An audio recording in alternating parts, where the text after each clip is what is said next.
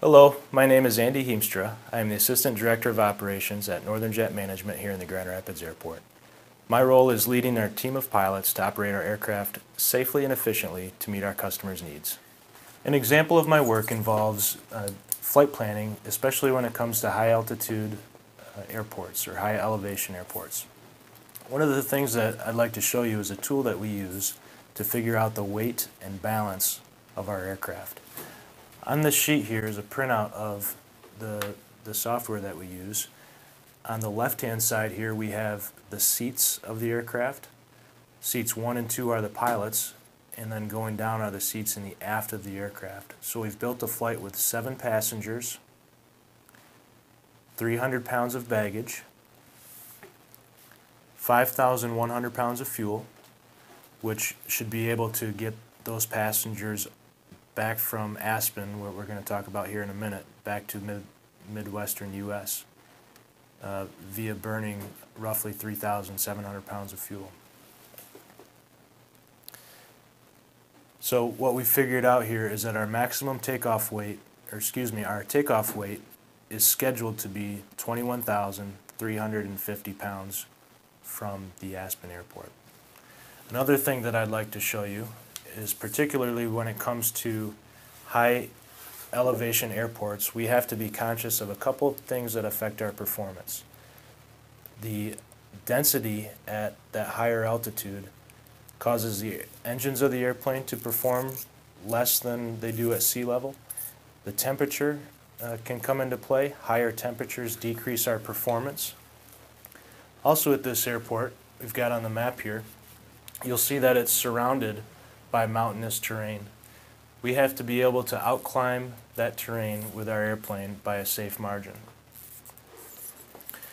When we look at this chart, what this is we use a provider that goes to each airport and analyzes the limitations in our airplane flight manual, performance limitations, and also the surrounding area of the airport. I've highlighted, this looks complicated, but I've highlighted the pertinent areas that we're going to look at. This is for a departure out of Aspen, Colorado, using the runway number 33. We figured the weight today, the temperature today to be 20 degrees, and where these two lines intersect is the number 21,096 pounds. And the code next to it is BE, brake energy, that also could be thought of in terms of brake performance. What this is telling us is that in order for us to depart from the runway at Aspen, we need to weigh 21,096 pounds or less in order to safely depart that airport, clear the terrain, or stop on the remaining runway should we encounter an emergency in the process of taking off. This brake energy requirement has to do with when brakes turn kinetic energy or convert kinetic energy into heat energy, they warm up and become less efficient. So if we were to use the brakes immediately, we would see pretty good performance from the brakes initially, but then what's called brake fade sets in and the brakes become less efficient in their stopping ability. This says that if we tried to take off at a weight higher than 21,096 pounds, the brakes would not be able to stop the aircraft. So that's something we need to be cognizant of. So herein lies a little bit of a problem. Our scheduled takeoff weight was 21,353 pounds. Our passengers want to come back to the Midwest, but we need to, since we're too heavy, we need to figure out a solution to this problem. Can you think of any other options? And what would you do?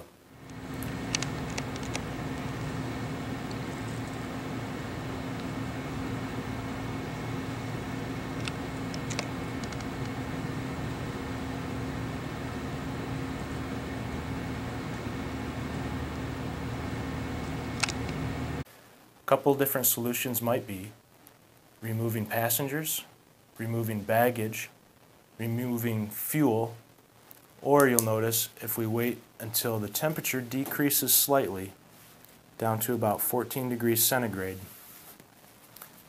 our maximum weight, also due to brake energy limits, comes up to 21,350 pounds, right where we're scheduled to be for our takeoff. So we can leave in the morning. We can't really directly control the temperature, but we could sort of control it in terms of leaving earlier in the day. Reduce our fuel load, but that would require a fuel stop. We would not be able to come back nonstop to the Midwest. We could reduce the baggage amount to reduce our weight, but then we have extra baggage in Aspen that we need to figure out how to ship back to the Midwest. Or we could remove some passengers, but then we've stranded somebody out in Aspen, Colorado. In our opinion, since all of those options are acceptable to us, what we would do is package this problem, present it to our customer, and let them choose which option they would like to do. In my experience, I think they would probably opt to add a fuel stop to the flight as opposed to leaving behind their baggage or the passengers.